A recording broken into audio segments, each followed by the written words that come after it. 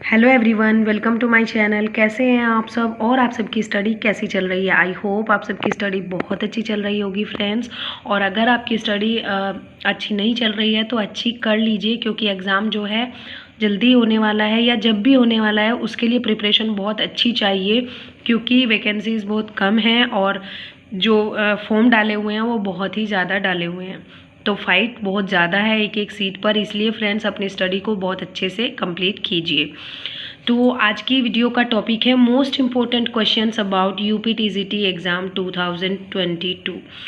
UPTGT exam 2022 के बारे में बहुत सारे क्वेश्चंस आते हैं। मेरी हर वीडियो पर कुछ ना कुछ क्वेश्चंस आते रहते हैं, तो उनमें से जो कॉमन क्वेश्चंस हैं और सबसे ज़्यादा पूछे जाते हैं और इम्पोर्टेंट भी हैं, यूपीटीजीटी के एग्ज़ाम को लेकर सबसे ज़्यादा इम्पोर्टेंट हैं और जो आप सबके माइंड में है उन सबको मैंने एक जगह लिखा है। तो कोशिश करूँगी कि आप लोगों की जो क्वेरी है मैं उसको क्लियर कर सकूं, अपनी तरफ से पूरी कोशिश कर सकूं। जितनी भी नॉलेज है मुझे इस बारे में, उससे आप लोगों को इसकी जो चीज़ें हैं, इसकी जो नॉलेज है आप लोगों को बता सकूं। और अगर आप लोगों को लगता है कि इन वीडियोस से आपका टाइम वेस्ट होता है तो आप यहाँ से स्किप कर सकते हैं। आप इस वीडियो को आगे नहीं देखें और अपनी जो स्टडी है उस पर फोकस कीजिए, ठीक है ना फ्रेंड्स। तो चलिए देखते हैं क्वेश्चंस की क्या क्या क्वेश्चंस हैं। सबसे पहला और सबसे ज़्यादा पूछा जाने वाला क्वेश्चन है कि 2020 वाला एग्ज़ाम कब होगा, क्योंकि 2024 आ गया है, आ नहीं गया है ये भी जाने वाला है, ठीक है। तो 2025 में होगा या 4 में होगा, कब होगा? तो ये चीज़ें मैंने कल की वीडियो में भी क्लियर की थी कि एग्ज़ाम कब होने वाला है। अभी हमारे पास लगभग 5 मंथ्स हैं फेस्टिवल सीज़न को हटाकर, दिवाली के बाद, क्योंकि दिवाली 1 नवंबर को है और अगर हम तब तक भी माने उसके बाद से अगर हम काउंट करें तो 5 मंथ्स हमारे पास हैं, क्योंकि एग्ज़ाम जो है वो फरवरी मार्च के बाद ही होगा, ठीक है। बोर्ड एग्ज़ाम्स के बाद होगा। एक पोस्ट भी आई थी, एक न्यूज़ आई थी न्यूज़पेपर में कि एग्ज़ाम जो है वो जनवरी में होने वाला है, लेकिन एग्ज़ाम जो है जनवरी में नहीं होने वाला है, क्योंकि परीक्षा केंद्र जो हैं उपलब्ध नहीं होंगे, वहाँ पर बोर्ड एग्ज़ाम्स भी कराए जाने हैं। तो इसीलिए एग्ज़ाम जो है वो बोर्ड एग्ज़ाम के बाद होगा। तो बोर्ड्स जो होते हैं वो फेब और मार्च में कंप्लीट होते हैं, तो फेब मार्च के बाद ही ये एग्ज़ाम जो है अब होने वाला है, ठीक है ना फ्रेंड्स। तो ये चीज़ क्लियर कर लीजिए। अभी हमारे पास 5 मंथ्स हैं और 5 मंथ्स अच्छे हैं कि आप इनको कंप्लीट कर सकते हैं। आपका जो सिलेबस है वो अच्छे तरीके से कंप्लीट कर सकते हैं। नेक्स्ट है एग्ज़ाम जो होगा, क्या न्यू पैटर्न उसमें अप्लाई होगा? न्यू पैटर्न है जिसमें इंटरव्यू ऐड कर दिया गया है, फिर से और भी चीज़ें ऐड हो गई हैं। तो क्या नया पैटर्न अप्लाई होगा? तो इसका मतलब अभी तो नो है, न्यू पैटर्न अप्लाई नहीं होगा। अभी तक ऐसी कोई न्यूज़ नहीं है कि जो एग्ज़ाम है न्यू पैटर्न के थ्रू होगा, क्योंकि जो पहले से भरे हुए फॉर्म्स होते हैं वो पहले से बने हुए पैटर्न के थ्रू ही एग्ज़ाम होंगे। लेकिन हो सकता है कि नया नोटिफिकेशन निकाला जाए और नई चीज़ें अगर उसमें ऐड की जाएंगी तब हो सकता है, लेकिन इसके चांस ओनली 1% है कि नए पैटर्न के अकॉर्डिंग एग्ज़ाम कराया जाए। तो इस चीज़ के लिए आप टेंशन मत लीजिए और न्यू पैटर्न कोई अभी अप्लाई नहीं होने वाला है। नेक्स्ट है क्या नए लोगों को मौका मिलेगा या नहीं मिलेगा अगर नोटिफिकेशन आता है? ये चीज़ नोटिफिकेशन के आने के बाद पता चलेगी कि एग्ज़ाम जो है, एग्ज़ाम में नए लोगों को मौका मिलेगा या नहीं, सीट बढ़ेंगी या नहीं, न्यू पैटर्न अप्लाई होगा या नहीं।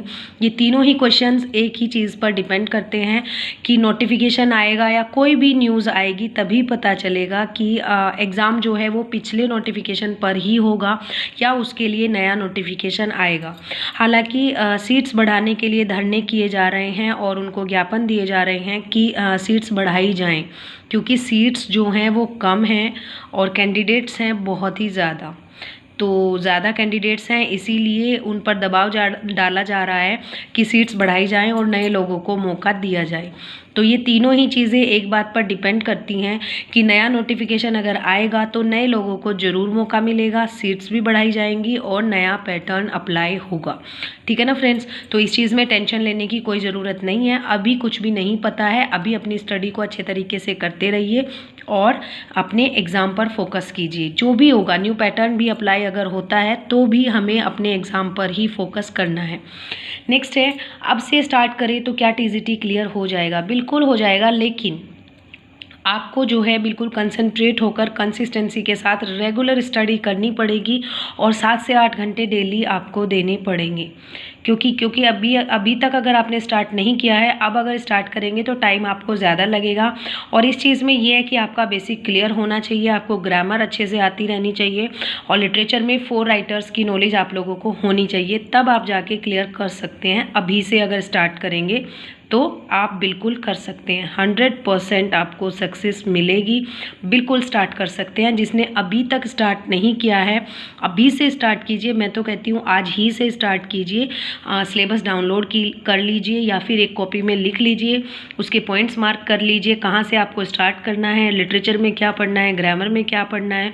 और अगर आपको समझ नहीं आ रहा है कि कहाँ से स्टार्ट करें, कैसे कवर करें सिलेबस कैसे कवर करें, मीन्स उसको पार्ट्स में डिवाइड कैसे करें, पार्ट्स में डिवाइड करने के लिए हम कैसे उसको मैनेज करें, तो हम जो है एक सीरीज़ चला रहे हैं, रीस्टार्ट यूपी टीजीटी। ठीक है, उसमें हमने डे 1 से स्टार्ट किया है। अभी तो लगभग डे 38 तक हम आ चुके हैं। हमने अभी डे 38, 39 तक कंप्लीट कर लिया है। लेकिन अगर आपने स्टार्ट नहीं किया है तो आप डे 1 से स्टार्ट कीजिए और वहाँ हमने सारी जो सब्जेक्ट है इनके सिलेबस को बिल्कुल स्टार्टिंग से स्टार्ट किया है। बिल्कुल बिगनर्स के लिए वो सीरीज़ है। जैसे लिटरेचर में हमने विलियम शेक्सपियर से स्टार्ट किया है, उनके इम्पोर्टेंट वर्क्स लिए हैं, फिर उसके बाद उनके माइनर वर्क्स लिए हैं और विलियम शेक्सपियर के प्रीवियस ईयर क्वेश्चंस भी कंप्लीट किए हैं। ठीक है ना फ्रेंड्स, तो अब हमने वहाँ पर वर्ड्सवर्थ स्टार्ट किया है और वर्ड्सवर्थ के मोस्ट इंपॉर्टेंट वर्क्स कंप्लीट हो चुके हैं। लगभग 1-2 रहते हैं, वो कंप्लीट हो जाएंगे 1-2 दिन में। उसके बाद उनके माइनर वर्क्स लेंगे और उनके प्रीवियस ईयर क्वेश्चंस भी हम स्टार्ट कर रहे हैं कल से, तो आप वो भी वीडियोज़ देख सकते हैं। उनकी अलग से प्लेलिस्ट है प्रीवियस ईयर क्वेश्चंस की। ठीक है ना फ्रेंड्स, तो इस तरीके से आप अपने सिलेबस को जो है कवर कर सकते हैं। एक और क्वेश्चन है जो मोस्टली मुझसे पूछा जाता है, पेड बैच ले या नहीं, अगर ले तो किसका ले। तो ये बहुत बड़ा क्वेश्चन है कि पेड बैच किसका ले या किसका नहीं ले। फ्रेंड्स, इसका आंसर मैं अपने एक्सपीरियंस के आधार पर करना चाहूँगी, क्योंकि मैंने आज तक किसी का भी पेड बैच नहीं लिया है। मैं हमेशा सेल्फ स्टडी पर ही फोकस करती हूँ और सेल्फ स्टडी को ही बेस्ट मानती हूँ। ठीक है ना फ्रेंड्स, तो self study is the best study. लेकिन अगर आप बिगनर हैं, आपको समझ नहीं आता है कैसे पढ़े, कहाँ से पढ़े, तो आप 2-4 लोगों की डेमो देख सकते हैं। आप वहाँ से किसी का भी पेड बैच खरीद सकते हैं। मैं आपको ये रिकमेंड नहीं करूँगी कि आप सेल्फ स्टडी करिए, फिर आप बोले कि आपने बोला था सेल्फ स्टडी करें और हमारे तो कुछ समझ में नहीं आ रहा है तो हम कैसे करें। इसीलिए लेकिन मुझे फिर भी लगता है कि self study is the best study. Self study से अच्छा कुछ भी नहीं है। जहाँ से भी आप पेड बैच लेंगे, मैं ये नहीं कह रही हूँ कि किसी का भी पेड बैच बेकार है, महंगा है या यूज़लेस है या यूज़फुल है, कुछ भी। लेकिन जो भी टीचर होंगे वो सिर्फ आपको रास्ता दिखा सकते हैं, चलना खुद से पड़ेगा, मेहनत खुद से करनी पड़ेगी। ठीक है ना फ्रेंड्स, बस ये चीज़ है कि आप लोगों को कंटेंट मिल जाएगा, आप लोगों को रास्ता मिल जाएगा और आपको चलना खुद से पड़ेगा, लेकिन मेहनत वहाँ भी करनी पड़ेगी। ठीक है ना फ्रेंड्स, मेहनत वहाँ भी करनी पड़ेगी। मेन चीज़ यही है कि मेहनत करनी है। कहीं से भी आप पेड बैच ले ले या सेल्फ स्टडी कर ले, मेहनत तब भी करनी पड़ेगी।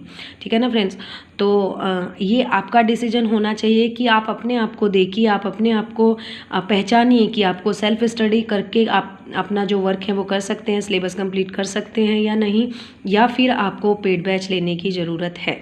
ठीक है ना फ्रेंड्स, तो ये कुछ क्वेश्चंस थे जो सबसे ज़्यादा क्वेश्चंस आ रहे थे और सबके माइंड में ये क्वेश्चंस घूम रहे थे कि क्या क्या किस तरीके से होने वाला है। तो जितना मुझे नॉलेज है और उसके अकॉर्डिंग मैंने आप लोगों की क्वेरीज़ को कंप्लीट करने की कोशिश की है। हो सकता है कि इसमें कुछ चीज़ें कम या ज़्यादा हो, मीन्स ये जो न्यू पैटर्न वगैरह की बातें हैं उसमें थोड़ा बहुत उलटफेर हो सकता है, लेकिन ये चीज़ें बाद में पता चलेंगी। इसीलिए मैं बोल रही हूँ कि अभी इसके बारे में कुछ भी पता नहीं है, लेकिन फिर भी मैंने कोशिश की है कि आप लोगों के क्वेश्चंस का आंसर कर दूं, क्योंकि सबसे ज़्यादा क्वेश्चंस यही पूछे जाते हैं। तो ठीक है ना फ्रेंड्स, चलते हैं, मिलते हैं नेक्स्ट वीडियो में। तब तक के लिए थैंक यू सो मच।